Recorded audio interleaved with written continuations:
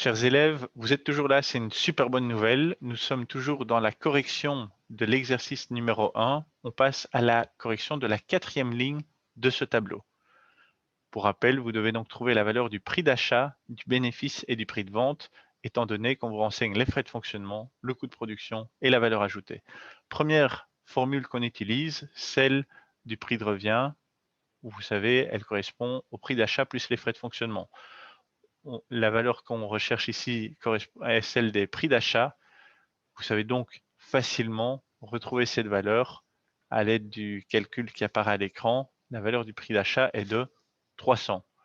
Nous allons passer à la donnée manquante suivante, celle qui va nous permettre de trouver le bénéfice. Pour trouver le bénéfice, on utilise la formule de la valeur ajoutée qui correspond à la somme des frais de fonctionnement plus le bénéfice. La valeur ajoutée, on la connaît, c'est 180. Les frais de fonctionnement, on les connaît, ils sont de 100.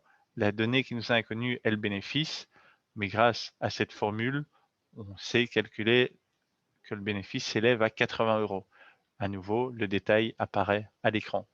Dernière donnée qui nous manque, le prix de vente. Or, on sait que le prix de vente correspond à la somme du prix d'achat, des frais de fonctionnement et du bénéfice. On connaît ces trois données, prix d'achat 300, frais de fonctionnement 100, bénéfice 80. Le prix de vente s'élève donc à 480 euros. J'espère que la résolution de cette ligne n'a pas été trop compliquée pour vous. Sur cet écran, je vous propose à nouveau soit de vous replonger dans les formules qu'on utilise pour la résolution des exercices en cours, soit de passer directement à la résolution de la cinquième et dernière ligne de ce tableau. À tout de suite, bonne journée.